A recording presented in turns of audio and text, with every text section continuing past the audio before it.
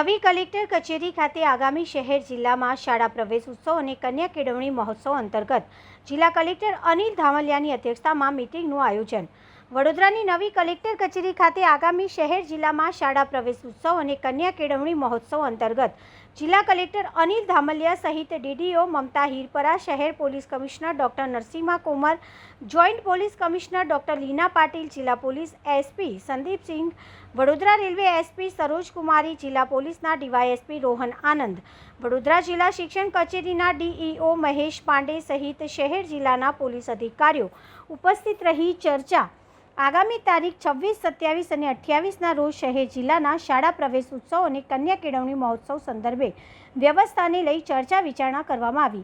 આ સંદર્ભે વડોદરા જિલ્લા કલેક્ટર અનિલ ધામલિયાએ વધુ માહિતી આપતા જણાવ્યું હતું કે કન્યા કેળવણી અને શાળા પ્રવેશોત્સવ માટે 2002થી સતત આપણે આ પ્રકારની કવાયત કરીએ છીએ। એના સંદર્ભે જ આજે બેઠક યોજવામાં આવેલી હતી। આ વર્ષનો કન્યા કેળવણી મહોત્સવ અને શાળા પ્રવેશોત્સવ છે એમની અંદર પણ દર વર્ષની જેમ અધિકારીઓ મોટી સંખ્યામાં ભાગીદાર થશે। વડોદરા જિલ્લાની અંદર 139 રૂટની અંદર 1200થી વધારે શાળામાં આંગણવાડી કેન્દ્ર, બાલવાટિકા, ધોરણ 1, 9, 11 અને આગળના તબક્કે જે શાળાઓમાં પ્રવેશ લેવાના છે એ બાળકો લગભગ 51,000થી વધારે બાળકો આપણા જિલ્લામાં પ્રવેશ પામવાના છે। આના માટે આપણે વિશેષ જે વ્યવસ્થાઓ કરવાની છે, રૂટનું આયોજન, એ તમામ વ્યવસ્થાઓ કરવામાં આવેલી છે। આ વર્ષે જે શાળા પ્રવેશોત્સવના અગત્યના મુદ્દાઓ છે એમની અંદર આપણે વિશેષ ફોકસ માધ્યમિક શાળામાં નામાંકન વધે એ દિશાનો પ્રયત્ન કરવાનો છે। પ્રાથમિક શાળાની અંદર નામાંકન ખૂબ સારી રીતે થઈ રહ્યું છે અને પ્રાથમિક અને ઉચ્ચતર પ્રાથમિકની અંદર સામાન્ય રીતે બાળકોનું રિટેન્શન પણ સારું છે, પણ માધ્યમિક અને ઉચ્ચતર માધ્યમિકની અંદર પણ નામાંકન અને રિટેન્શન વધારે સારી રીતે થાય એ દિશાનો પ્રયત્ન આપણે કરવાના છે।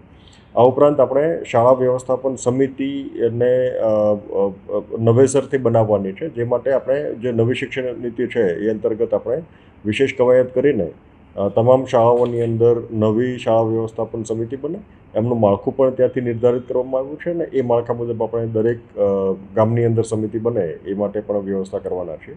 અને જિલ્લાની અંદર પણ શાળા પ્રવેશોત્સવ માટેની જે તમામ આનુષંગિક તૈયારીઓ છે આપણે કરી છે। આગામી 26, 27 અને 28 આ 3 દિવસ આપણો શાળા પ્રવેશોત્સવ જઈ રહ્યો છે। ખાસ કરીને વાત કરીએ શહેર જિલ્લામાં જેટલી શાળાઓ આવેલી છે અને આપણે જે કયા પ્રકારની તૈયારી રાખવામાં આવી, આપણે આ વખતે વિશેષ કરીને માધ્યમિક શાળાઓ ઉપર ફોકસ કરીએ છીએ અને ઉચ્ચતર માધ્યમિક શાળાઓને પણ આવરી લઈએ છીએ। 1200થી વધારે શાળાઓની અંદર શાળા પ્રવેશોત્સવ થવાનો છે અને એમની અંદર આપણે દરેક રૂટની અંદર મહત્તમ માધ્યમિક શાળાઓ આવરી શકાય અને ત્યાં નામાંકન અને રિટેન્શન અને ત્યાંની વ્યવસ્થાઓ ચકાસી શકાય એ માટેનું આયોજન કર્યું છે।